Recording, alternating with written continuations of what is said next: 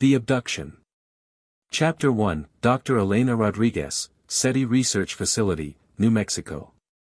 The first signal came at 0347 hours, a burst of quantum-encrypted data that made Dr. Elena Rodriguez's advanced monitoring systems light up like a Christmas tree.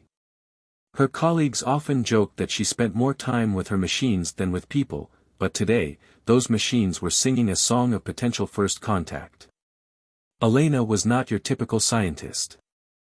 At 42, she had been chasing alien signals for 2 decades, surviving on grants, pure determination, and an unwavering belief that humanity was not alone in the universe. Her office at the SETI Research Facility was a testament to her obsession, walls covered with star charts, spectral analysis printouts, and a massive monitor that continuously processed radio signals from deep space. Maria, she called out to her research assistant, her voice a mix of excitement and professional restraint, "Are you seeing this?" Maria Gonzalez, a brilliant young astrophysicist with a perpetual cup of coffee in her hand, rushed over. Her eyes widened as she analyzed the incoming data. This isn't like anything we've ever intercepted before. The signal was complex, layered with quantum entanglement markers that suggested technology far beyond human comprehension. It wasn't just a message, it was a communication protocol that seemed alive, adaptive, almost sentient. "It's not random," Elena muttered, her fingers dancing across multiple keyboards, routing the signal through various decryption algorithms. "This is deliberate communication." What they didn't know was that thousands of miles away, in a small town in Colorado, a morning jog was about to change everything. Chapter 2, Zeke Henderson, Pine Street, Colorado. Zeke Henderson's life had always been about discipline, routine, and pushing boundaries. At 38, he was a former Special Forces operator who had traded high-stakes military missions for a more peaceful existence as a private security consultant. But old habits died hard, and his morning 5-mile run was as much a ritual as it was exercise. The crisp December air bit at his face as he rounded the corner of Pine Street, his breath forming small clouds in the cold morning light. His running playlist, a mix of heavy metal and classical music, pumped through his wireless earbuds. Metallica's "Fade to Black" was playing, a song that would later seem ironically prophetic. Little did Zeke know that his ordinary morning was about to become extraordinarily bizarre. The first sign that something was wrong came subtly. A slight vibration in the ground, barely perceptible. Then, a strange humming that seemed to resonate not just in his ears, but through his entire body. "What the?" Zeke's words were cut short as the ground beneath his feet simply disappeared. A beam of intense purple light enveloped him, lifting him skyward with a precision that defied physics. His training kicked in immediately, assess the situation, look for escape routes, stay calm. But nothing in his extensive military background had prepared him for being abducted by what could only be described as aliens. As he ascended towards what looked like the underside of a massive spacecraft, a part of him couldn't help but think about his buddy Thompson, who had sworn he'd seen a UFO last year. Zeke had laughed, bought him a tinfoil hat for Christmas. Oh, the irony. The purple light deposited him none too gently onto a metallic floor that hummed with an alien energy. Before he could catch his breath, 3 mantis-like creatures surrounded him, their compound eyes reflecting his image, a 6 feet 2 inches human male in running shorts and a sweat-soaked t-shirt that read, "I came, I saw, I needed a nap." "Look," Zeke said, raising his hands slowly, "if this is about that tinfoil hat thing, I'm really sorry." One of the aliens jabbed him with a device that looked like a cross between a cattle prod and a smartphone. The sensation wasn't painful, but his entire body tingled as if he'd licked a battery. A holographic display appeared, showing incomprehensible readings. "Strong specimen," one of them clicked in surprisingly understandable English. "Combat experience detected in muscle memory patterns." Zeke's mind raced. These weren't the gentle, probe-happy aliens from movies. These were 8-foot-tall mantis-looking creatures with an attitude problem and way too many arms.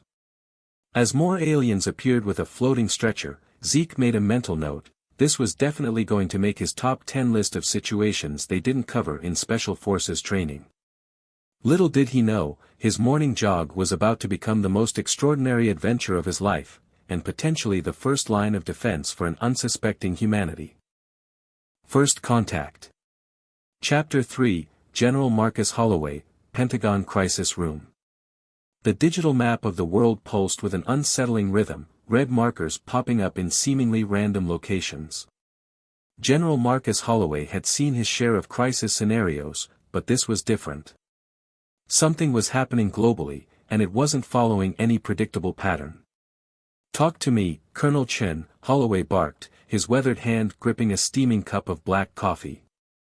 Colonel Sarah Chen, her fingers flying across multiple holographic interfaces, looked up with a mixture of confusion and growing alarm.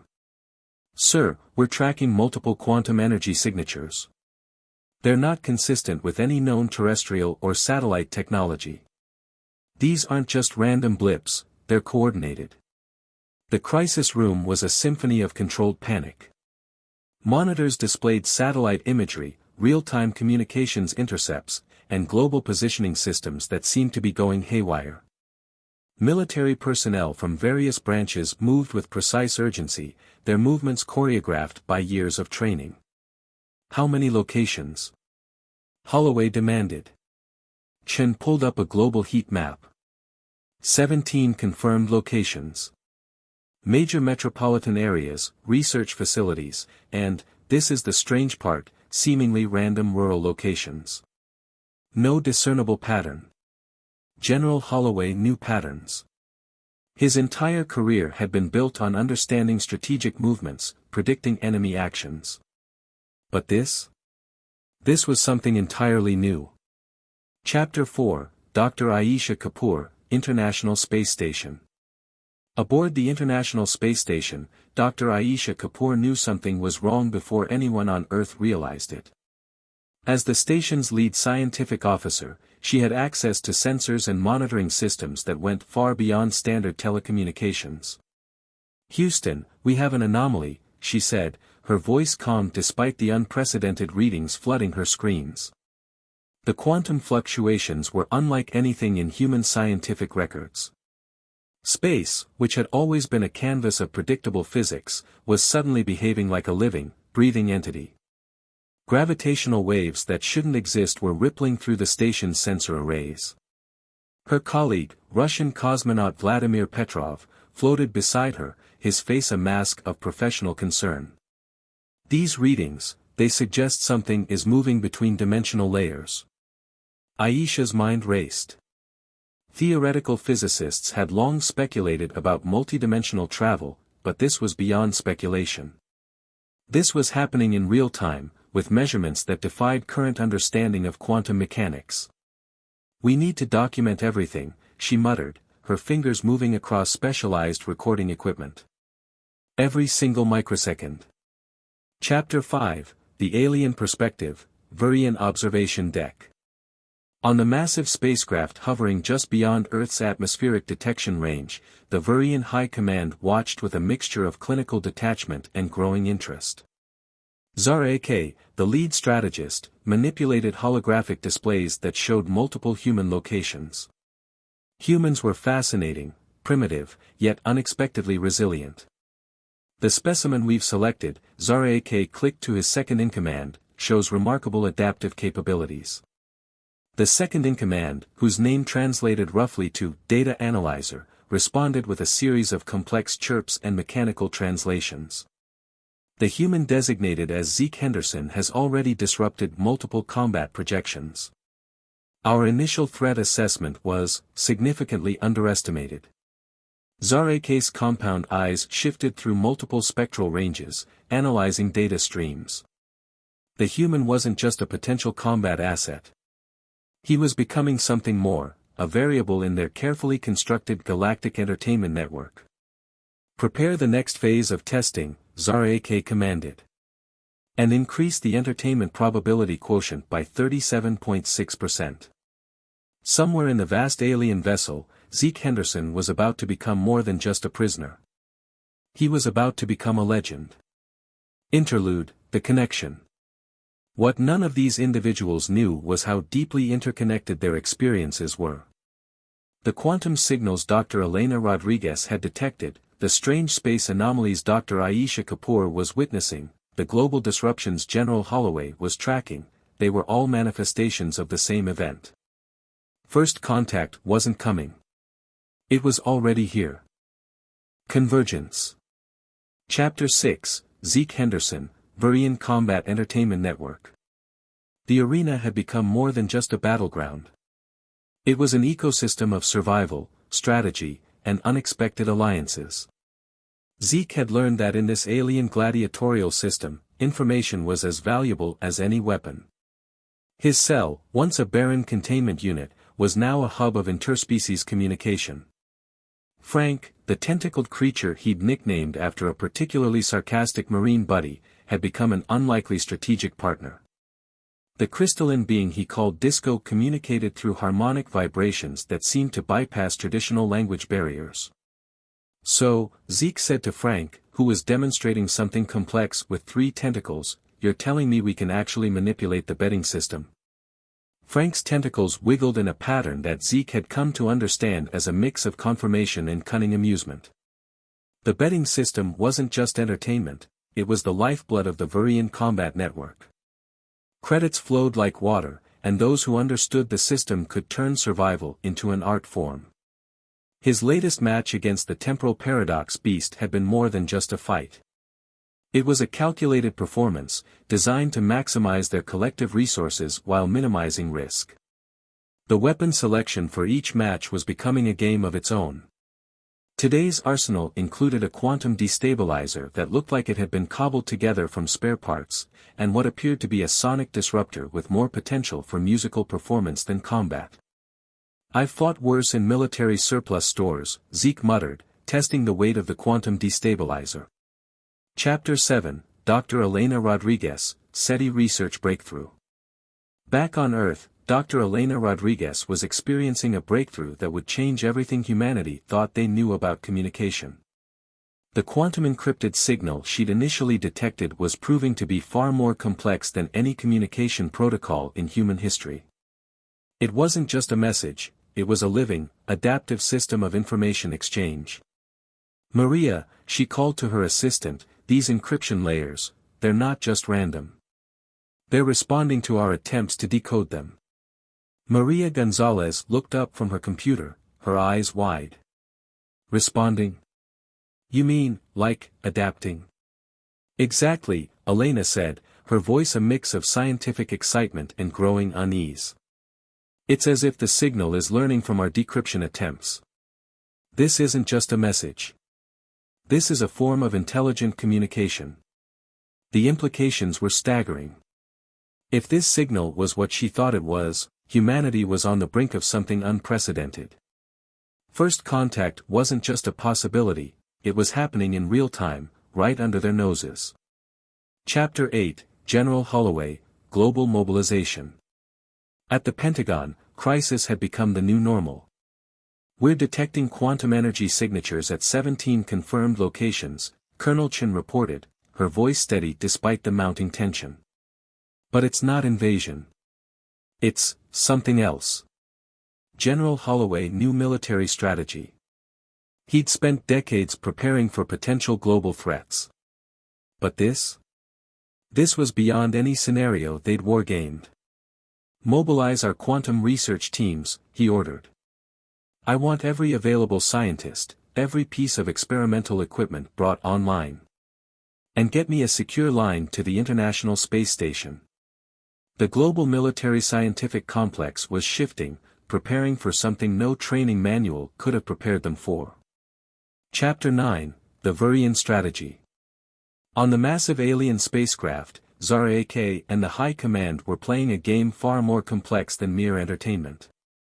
"The human specimen continues to exceed projections," the data analyzer reported. "His adaptive capabilities are unprecedented." Zara-Ak's compound eyes shifted through multiple spectral ranges. Zeke Henderson was more than a combat asset now. He was becoming a variable that could potentially disrupt their entire galactic entertainment network. Increased complexity, Zeke commanded. Prepare the next phase of testing. Interlude, the convergence. Somewhere between quantum signals, alien arenas, and human determination, a larger narrative was taking shape. Zeke's survival, Elena's research, Holloway's preparation, they were threads in a cosmic tapestry being woven in real time. First contact wasn't just coming. It was already here. And nothing would ever be the same. Uprising. Chapter 10, Zeke Henderson, The Great Escape. The Virian Combat Entertainment Network had underestimated one crucial factor: human ingenuity. Zeke had spent weeks studying the system, not just fighting in it. Each match, each interaction, each seemingly random conversation with his fellow prisoners was a piece of an elaborate puzzle. Frank, the tentacled mathematician, and Disco, the crystalline communication expert, were more than just cellmates. They were co-conspirators in the most audacious prison break in galactic history. Quantum entropy disruption point confirmed, Frank's tentacles traced a complex diagram on the cell wall. The translation was clear: they had identified a critical weakness in the arena's containment systems. The upcoming match was different. Something had changed in the atmosphere of the massive spacecraft. The Virian handlers moved with an unusual tension, their compound eyes darting more frequently than usual. Zeke's latest opponent was listed simply as Convergence Protocol Alpha, a designation that meant nothing and everything. His weapon selection was unusual. A device that looked like a cross between a military-grade communications jammer and an alien tuning fork. Next to it, a quantum destabilizer that hummed with potential energy. "I've made cocktails with more stable ingredients," Zeke muttered, strapping the equipment to his modified combat suit. Chapter 11, Dr. Elena Rodriguez, The Signal Breakthrough. The quantum signal had evolved. What had started as an encrypted communication was now something far more complex. Dr. Elena Rodriguez and her team at the SETI research facility had discovered that the signal wasn't just communicating, it was documenting. "It's a narrative," Maria Gonzalez said, her voice a mix of excitement and disbelief. "Not just data. A living, adaptive story of something." The signal mapped multiple points of existence simultaneously. Quantum entanglement taken to an unprecedented level. It showed glimpses of Zeke in the alien arena, of military preparations on Earth, of quantum fluctuations that defied known physics. "We're not just receiving a message," Elena realized. "We're witnessing a multidimensional event." Chapter 12, General Holloway, Quantum Mobilization. The Pentagon had transformed. What had been a traditional military command center was now a quantum research hub. Experimental physicists worked alongside special forces operatives. Theoretical models were being tested in real time. "We've confirmed 17 quantum breach points," Colonel Chen reported. "But they're not invasion points. They're connection points." General Holloway understood now that this wasn't a traditional conflict. This was something far more complex, a multidimensional interaction that humanity was only beginning to comprehend. Chapter 13, The Virian Dilemma. Zeke, the lead Virian strategist, was experiencing something unprecedented: uncertainty. The human specimen, Zeke Henderson, had become more than a variable. He was a potential systemic disruption. The betting algorithms, the carefully constructed entertainment networks, the intricate social structures of the Virian civilization, all of them were being challenged. "Prepare full containment protocols," Zeke commanded. But there was a hint of something new in the communication, a trace of respect, perhaps even fear. Chapter 14, The Convergence Point. As Zeke entered the arena for what would become known as the convergence match, something extraordinary happened. The quantum signal that Dr. Elena Rodriguez had been tracking. The military preparations of General Holloway. The alien observation of the Virian High Command. They all converged at a single point. Zeke Henderson wasn't just fighting for survival anymore. He was fighting to connect two civilizations. The arena hummed with potential energy. The audience, a mix of alien species from across the galaxy, fell silent. Something was about to change. Forever. Transformation. Chapter 15, The Convergence Match. The arena was more than a battlefield. It was a fulcrum of cosmic potential. Zeke Henderson stood at the center of everything, a human thrust into a gladiatorial system that had become something far more significant. The Convergence Protocol Alpha was unlike any opponent he'd faced. It wasn't a creature, or a machine, or even a singular entity. It was a living manifestation of quantum possibility. Frank, the tentacled strategist, communicated urgently through a complex series of movements. Disco, the crystalline being, resonated with a frequency that seemed to vibrate through the very fabric of reality. "This isn't just a fight," Zeke muttered, checking the quantum destabilizer. "This is a goddamn cosmic negotiation." The weapon in his hand wasn't just a tool. It was a translation device, a communication bridge, a potential key to understanding. Chapter 16, Dr. Elena Rodriguez, The Global Connection. At the SETI Research Facility, Dr. Elena Rodriguez watched in real time as something extraordinary unfolded. The quantum signal they'd been tracking was no longer just a signal. It was a living narrative, a multidimensional communication that was rewriting the rules of human understanding. "We're not just receiving information," she told Maria Gonzalez. "We're participating in a conversation with something beyond our current comprehension." The computer screens showed multiple data streams, quantum fluctuations, spatial anomalies, communication patterns that seemed to dance between different layers of reality. Chapter 17, General Holloway, Beyond Military Strategy. The Pentagon had transformed from a military command center to something entirely new. "We're not preparing for war," General Holloway announced to his assembled team. "We're preparing for first contact. Real first contact." The 17 quantum breach points were no longer seen as potential threats. They were communication nodes, bridging points between different existential planes. Colonel Chen's latest report was mind-bending. The quantum signatures are adaptive. They're learning. Communicating. Not invading. Chapter 18, The Vurian Revelation. Zar-AK and the Vurian High Command watched with a mixture of anticipation and growing understanding. Zeke Henderson was more than a human. More than a combat specimen. He had become a translation point, a living bridge between different forms of intelligence. The entertainment network was never the true purpose, the data analyzer reported. It was a method of communication. Of understanding. The convergence. As Zeke faced the Convergence Protocol Alpha, something extraordinary happened. The quantum destabilizer in his hand began to pulse. Not with weapon energy, but with communication potential. The arena around him shifted, not physically, but in perception. Alien species in the audience found themselves experiencing fragments of human experience. Military strategists on Earth saw glimpses of alien civilizations. Frank's tentacles traced complex mathematical patterns. Disco's crystalline form resonated with a frequency that seemed to connect multiple realities. Zeke understood now. This wasn't a fight. This was a first contact scenario of the most profound kind. "We're not here to conquer," he said, his voice carrying across multiple dimensional layers. "We're here to understand." The Convergence Protocol Alpha responded, not with violence, but with a cascading wave of information.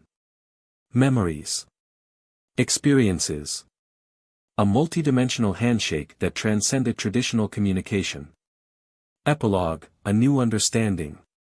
When the quantum dust settled, nothing was the same. The 17 breach points became communication centers.